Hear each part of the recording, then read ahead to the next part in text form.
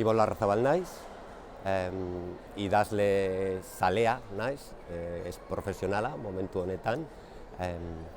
Dauzkat euskeraz buktegin bi lan argitaratuta, Kasu hotza eta Roaming, eta aurretik gaztelaniaz argitaratutako bi liburu.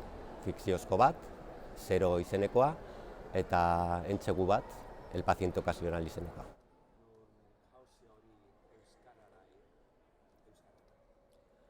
Ni euskalduna naizelako, euskaldun zarra, jaiotzetik euskalduna naiz. Nire amak erakutsi zidan hizkuntza euskera da, euskeraz ikasi nuen beti, eta beti idatzi nahi izan dut, eta idaztzi behar nuen euskeraz idatzi nahi nuen.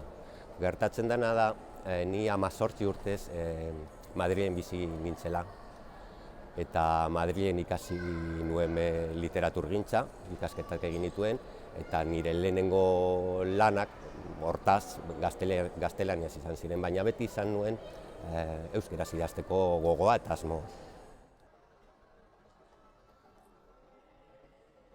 Benetan, serioski, profesionaltasun batekin, orain dela 15 urte aurretik, saioak egin nituen, baina pentsa behar du oso saio traketsak edo amaterrak izan zirela. Gero ikasi nuen Madrilgo Escuela de Letrasen, bertako ikuspegia eta zelan zuzentzen dituzten ikasketak ikuspuntu oso profesional bat da, han asko ikasi nuen, eta ordutik hasi nintzen serioski idazten.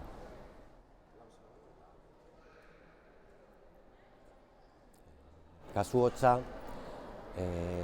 hotzaren historiak eta idazkerak ere ez dauka zerikusi handirik aurretik eta ondoren idatzi dudan ezerrekin, ze da benetan hori, da liburu hotz bat, nahiko lazgarria eta inolako umorerik gabekoa, eta niri beti gustatzen zait umorea edonola sartzea, baina historia honetan, benetako historia bat denez, ez fikziozkoa, umoreak ez zeukan inolako lekurik. Da irakurtzen, albisteak irakurtzen, topatu nuen historio bat, Estatu Batuetan gertatu zena, eta hemengo edabideetan inolako jartzenik izan ez zuena. Benetan topatu nuen Estatu Batuetako edabide batean, eta da neska neskatila abandonatu baten historia, neskatila hau nagusia denean, etxeko andre bat, bere seme-alabekin eta guzti, hasten da ikertu nahi du nondik datorren, zein den bere jatorria. Eta ikerketa horretan, azkenean aurkitzen dena da oso gogorra, oso lazgarria eta nahiko harrigarria.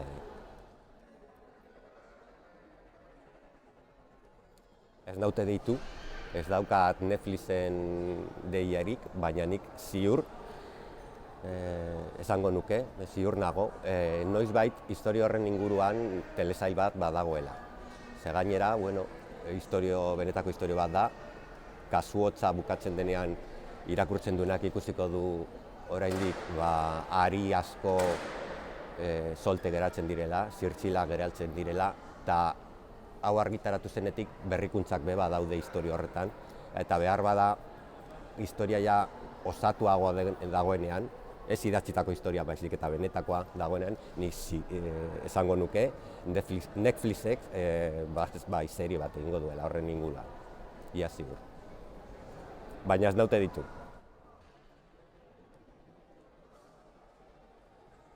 Ez daukat oso ziur noiz piztu zen, baina banekin nori buruz hitz egin nahi nuen, eta zer esan nahi nuen, eta pertsonai hori dago nolabait ostenduta traman, baina nahiko agerikoa da nortaz ari nahi zen, nahi duenak daki ezagutu dezake, eta da, nik esan nahi nuen, edo salatu nahi nuen, baina inolako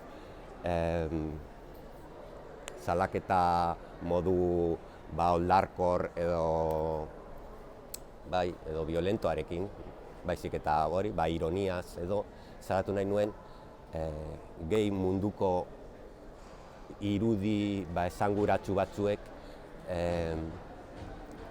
darabilten mezua edo darabilten diskurtsoa nola dela askotan klasista, askotan transfoboa eta askotan gehi munduari ere irudi eskasa eragiten ziotenak. Hori zen ideia, hasierako ideia. Eta ziur aski egongo zen pertsonai horren elkarrizketaren batean irakurri nuela edo telebistan ikusi nuela eta irainduta sentitu nintzela hori entzutean. Eta egin nahi nuen ironia edo horren parodiaren bat. Badago ideia hori euskeraz ezinezkoa dela umorea erabili edo oso zaila dela, produktu kultural gutxi daudela humorezkoak euskeraz eginak. Hizkuntzaren ezintasun bat edo delako.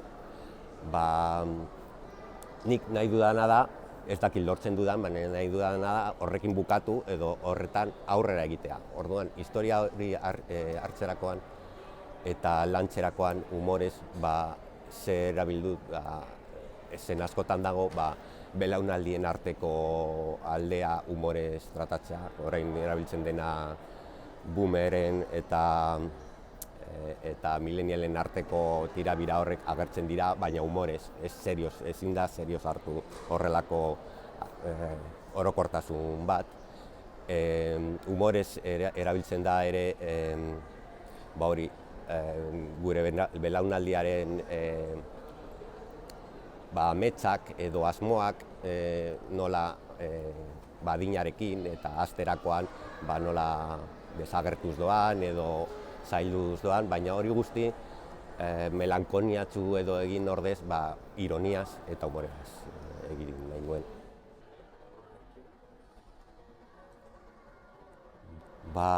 Ni egin nahi izan nuena da kokaleku abstraktu bat. Inon eleberrian zehar ez da agertzen, ez da aipatzen zein hiritan gertatzen den. Hiri hau, esaten da beti, gure hirian, esaten da, baina ez da esaten Bilbo denik. Baina metroa dagoenez, euskeraz hitz egiten dutenez, suposatzen da Bilbo dela. Baina zergatik ez Madrid.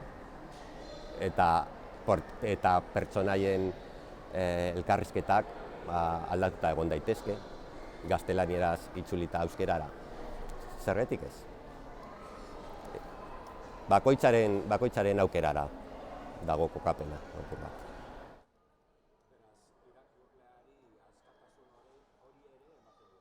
Bai, eta gainera hori kontzienteki eginda dago, horrek esan nahi duena da gaur eguneko munduan ia hiri guztiak berdinak dira edo oso antzekoak dira, gehiegizko antzekotasun bat daukate hiri gehienek aurten mundu guztikoa. Orduan, bai, hizkuntza kasu honetan euskera da, baina Estatu Batuetan gertatutako istorio bat kontatuko bagenuke euskeraz, kasu hotzakoa bezala adibidez, ingurua deskribatzerakoan inork ez luke jakingo non gertatzen da. Estatu Batuetan, Bilbon, Madrilen, Bartzelonan. Hori iradoki nahi nuen, eta antza lortu du.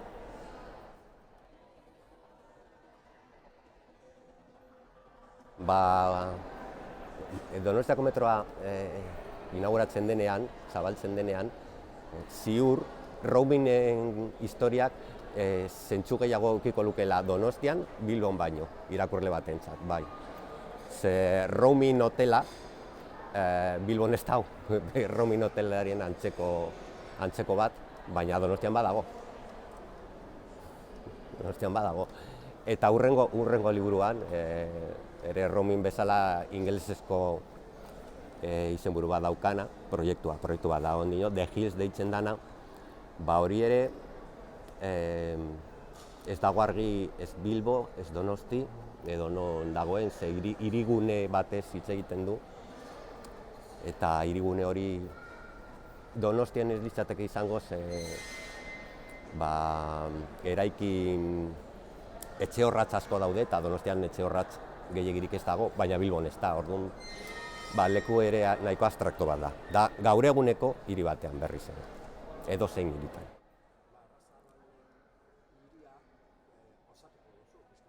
Hori da, benetan, roaminekin, orain The Hills bukatzen badute, hor, nire ingurune bat, edo nire pertsonaientzako ingurune bat sortzen ari naiz. Eta da, ingurune benetan abstrakto bat, izenik ez daukalako, baina da, esan dudan bezala, gaur eguneko hiri bat. Guztiak dira berdinak, guztiak dauzkate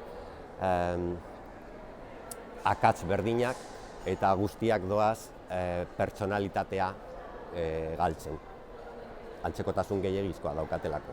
Eta hor, kokatzen ditut nire pertsonaiak, ere pertsonaiak azkenean gaur eguneko jendea dira, badirudi patroi berdin batekin portatzen garela guztiok gaur egun, baina nahi dudana da, saltza horretan, guztia berdinak garen saltza horretan, ze berezitasuna eta ze berezikeriak dauzen pertsonaien artean. Baita, ez bakarrik, baina baita. Ingelesezko izenburu bat jartzea, da bere, orain esango dudana nahiko snob dirudi, baina bada bere keinu bat, euskarazko lehenengo liburuak Lingüe Baskon un primiziek ez zeukan euskarazko izenburu bat. Bada, eta zergaitik ez zuen euki, irakurleak erakartzeko. Izenbura orduan euskaraz jarri izan balu, behar bada irakurleek gitxiago eukiko zitzen. Eta orain ingelesez jartzen baduzu izenburu bat, ziur, amu horretara, irakurle gehiago erakarriko zenituzkela. Ez dut esaten hori horrela denik, baina hori iradoki nahi dut. Euskara ez dela amu ona irakurleentzat. Badirudi, ingelesez edo gaztelaniaz hitz egin behar duzuela edo idatzi behar duzuela irakurleak izateko. Ironia bat dira bada.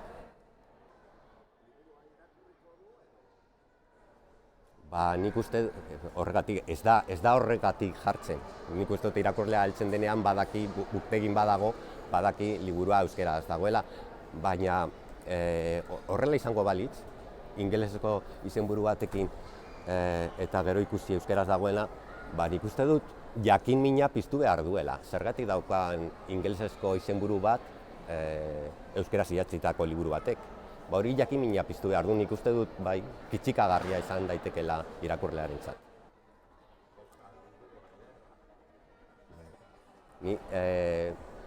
Nire burua oso originaltzat eta oso urratzailetzat ez daukat.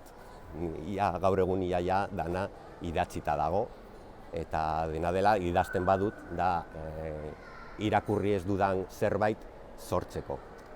Idatzita ikusi nahi dudan zerbait eta idatzita ez dagoena. Horretarako idazten dut, baina dena dela badakit guztiz originala ezin dudala izan, eta urratzailea gutxiago ere.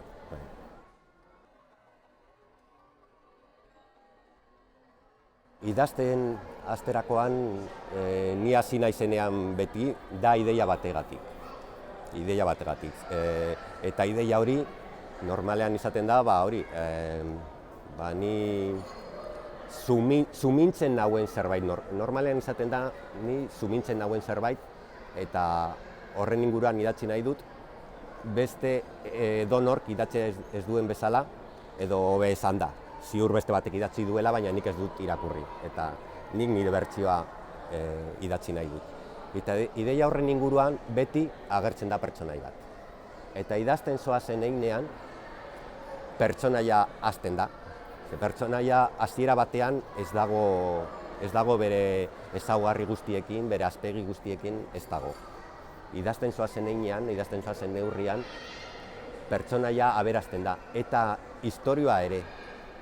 Idazten zoazen heinean agertzen dira zuk aurretik, zen euskan egoerak, gatazkak, eta hildo ezberdinak, hasiera batean ez zeudenak. Baina hasieran, idazten jartzerakoan, ideia bat da nire kasuan egon behar dena.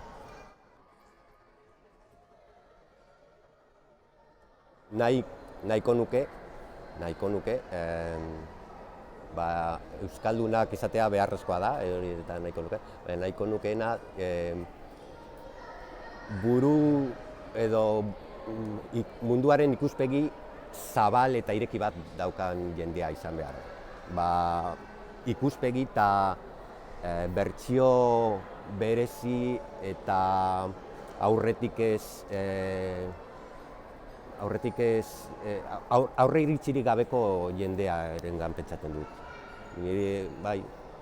Nire liburuak irakurtzeko ez da beharrezkoa izan intelektual bat, ez da beharrezkoa izan filologoa edo literaturan aditua, baina nik uste dut irakurtzeko eta gozatzeko eduki behar dena da, edo ez dena eduki behar da aurre iritsirik. Ez da sekretua, momentuan dagoena komentatu dezaket. Eta ze gainera uste dut hilabete gutxi batzuetan prest egon daitekeela. Atzetik dator aspaldiko lana da, ideia hau adibidez, hasierako ideia badauzka behar bada 10 urte. Baina, gaztelaniazko bertsio bat izan zuen hasieran, eta orain nago euskerazko bertsioarekin, baina ez itzultzen, baizik eta betetzen eta moldatzen. Eta da, hau bere gehi munduaren inguruan da, eta kasu honetan Ruminen esantzera, Ruminen gehi munduko zati bat edo gehi pertsonai batzuk kritikatzen edo haiei buruz ironizatzen dut. Kasu honetan, ironia badago, baina nik uste dut ondo ateratzen direnak, edo nik uste da gehi mundua da ondo ateratzen dena. Eta planteamendua da, ere humorez eta trama beltza bategaz, trama beltz batekin ere, planteamendua da gehi mundua benetan nolakoa den, hori existitzen bada, gehi mundua izeneko zerbait existitzen da, baina nire belaunaldiko gehiak zelan bizi garen, eta zelan biziko garen hemendik aurrera, hori da planteamendu. Eta mundu hori ezagutzen ez duena, edo mundu hori bizi ez duena, nola pentsatzen duen hori dela. Hedabideetan gehi munduaren irudi bat ematen da, alderdi batzuk komentatzen dira, eta, klaro, normalean da, suposatzen da dela jendea politikoki oso engaiatua, borrokalaria, sufritu duena, eta hori guzti gertatu da, baina ez mundu guztiari, eta ez mundu guztiak ez du horrekin disfrutatzen, eta mundu guztia ez dago horrekin ados. Eta, alde hori agerrarazi nahi.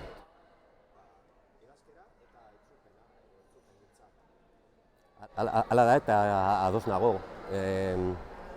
Hori entzuna neukan, eta ni itzulpen lanik ez dut egin, ez dut literatura lan egiten, ez dut editorialetan lan egiten, baina liburu hau hasiera batean gaztelaniaz idatzi nuen, eta orain itzultzerakoan berriz idazten ari naiz, benetan hizkuntzak zuk idatzi dozunaren, zuk pertsona berak idatzi duenaren ikuspegi guztiz ezberdin bat ematen dizu. Benetan, gauza berdinak esateko beste egiturak erabili behar dituzu, beste hitzak, beste esapideak, eta hori munduaren ikuspegi ezberdin bat da. Hori da milioiaren galdera. Gainera izango litzateke, nik ere nire bizitzan egin nahiko nukeena.